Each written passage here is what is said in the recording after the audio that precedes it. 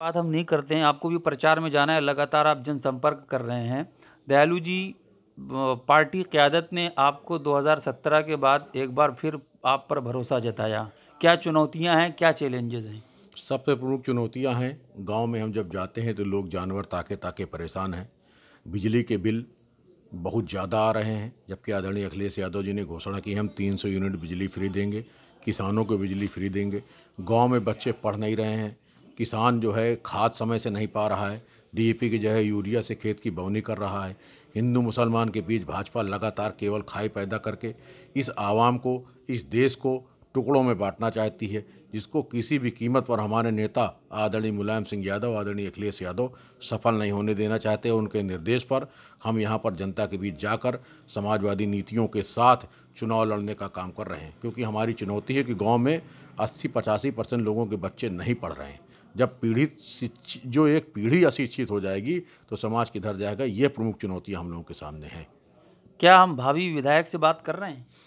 देखिए, ये तो जनता का आशीर्वाद होगा, आप सबकी दुआएं होंगी तो हम विधायक बनेंगे। लेकिन हम कहना चाहते हैं कि जो हम लोगों की सेवा भाव है, जो समाजवादी पार्टी के नेता आदरणीय अखिलेश यादव जी की सोच है, उसको धरातल पर उतारना ही हमारे लिए सरकार बनाना है, हमारे लिए मंत्री बनना है, हमारे लिए विधायक बनना है। पद से ज़्यादा महत्वपूर्ण हमारा है कि हम हिंदुस्तान को हिंदुस्तानियत के साथ, मजबूती के साथ लागू करें। ये हम लोगों के लिए बहुत आवश्यक है।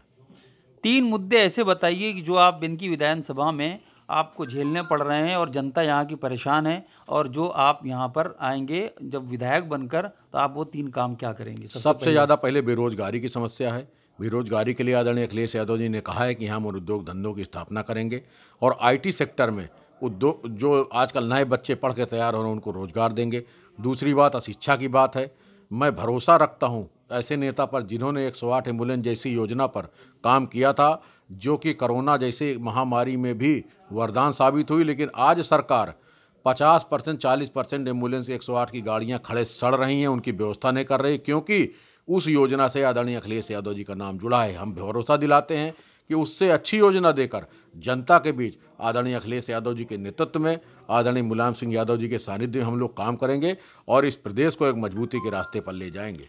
रात दिन आप प्रचार में लगे हुए हैं, एक बेहतरीन लोगों के साथ संपर्क आपका है और लोग जुड़ रहे हैं आपसे, समझ में आ रहा है, हम लोग भी ग्राउंड पर हैं। तो क्या जनता का आशीर्वाद पूरी तरीके से मिल रहा है आपको? देखिए, जनता का आशीर्वाद पहले से भी था, लेकिन इन्होंने 15-15 लाख का जुमला छोड़कर गरीबों को भ्रमित करके जिस प्रकार से सत्ता हासिल की थी, आज जनता उसका गांव-गांव जवाब दे रही है। 40%, 30% ऐसे गांव हैं जहां पर भाजपा के लोगों को सीधे जवाब दे देते हैं, ये प्रचार नहीं कर पाते हैं और उसका फ़ायदा हम लोगों को मिलना ही था, क्योंकि झूठ की बुनियाद जो है बहुत मजबूत नहीं होती है। हम लोग पूरी ईमानदारी से 108 एम्बुलेंस चलाए थे, करोड़ों की जान बची। 102 एम्बुलेंस का शानदार क्रियान्वयन किया था, महिलाएं पहली बार अस्पताल गईं, वहां पर बच्चों को जन्म दिया। हम लोगों ने समाजवादी पेंशन चालू की थी, 55 लाख महिलाओं को सीधे उनके खाते में भेजा। हम लोगों ने बेरोजगारी भत्ता दिया था 1000 रुपये, जो डायरेक्ट गया। नहर की सिंचाई मुफ्त की, बम्बों की सिंचाई मुफ्त की, शिक्षा मुफ्त की, दवाई मुफ्त की। और जिस प्रकार से हर क्षेत्र में आदरणीय अखिलेश यादव जी ने काम किया था, उसका परिणाम है कि आज जनता उनकी तरफ, पूरे उत्तर प्रदेश नहीं, पूरे भारत नहीं, पूरी दुनिया के लोग आशा भरी निगाहों से आदरणीय अखिलेश यादव जी की देख रहे हैं। हमें भरोसा है कि उनकी सरकार आएगी, उनके नेतृत्व में, उनके आधुनिक नेतृत्व में, उनके कुशल नेतृत्व में, उनके पढ़े लिखे नेतृत्व में हम लोग प्रदेश को नई ऊंचाइयों पर ले जाएंगे। प्रदेशवासियों को ये महसूस होगा कि पहली बार आदरणीय अखिलेश यादव जी की योजनाओं से उनको सीधे लाभ मिल रहा है। जैसी जैसी चुनावी तारीखें करीब आ रही हैं, तमाम पार्टियां अपने अपने कैंडिडेट मुंतखब कर रही हैं, उनको टिकट दे रही हैं, लेकिन आप अपने बिनकी विधानसभा में क्या है, भाजपा अभी तक टिकट नहीं दे पाई? क्या देखिए प्रॉब्लम है? देखिए भाजपा जानती है कि उनका ना कोई सर्वे है, उनकी इंटेलिजेंस खुद बता रही है। लेकिन अब चूंकि कोई बात सार्वजनिक नहीं हो पाती, टीवी चैनल तमाम इस प्रकार से हैं जो कि सही सूचनाएं नहीं देते हैं। लेकिन मैं कहना चाहता हूं कि जब जनता लग जाती है तो उसके बाद कोई सर्वे, कोई योजना काम नहीं करती। इस बार जनता का आशीर्वाद आदरणीय अखिलेश यादव जी के साथ है, दयालु गुप्ता के साथ है।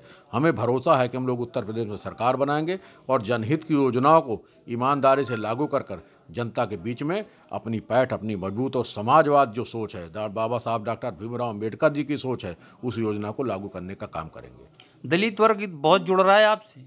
देखिए, इस बार वर्ग का चुनाव ही नहीं है, जी।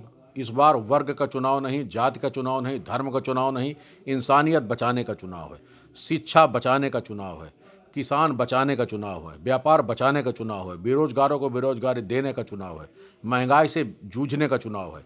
तो इन सब योजनाओं के कारण इस बार कोई जाति वर्ग का चुनाव नहीं है। सारे लोग आदरणीय अखिलेश यादव जी के नेतृत्व में भरोसा कर रहे हैं और समाजवादी पार्टी की साइकिल की बटन दबाकर 23 फरवरी को हमको विजयी बनाने का काम करेंगे, ये हमें भरोसा है। चलिए, बहुत शुक्रिया हमसे बात करने के लिए। हम बात कर रहे थे बिनकी विधानसभा 239 बिनकी विधानसभा दयालु गुप्ता जी से, जो कि समाजवादी पार्टी के उम्मीदवार हैं। वो बात कर रहे थे हमसे बात करने के लिए। सर, बहुत शुक्रिया। शुक्रिया, धन्यवाद।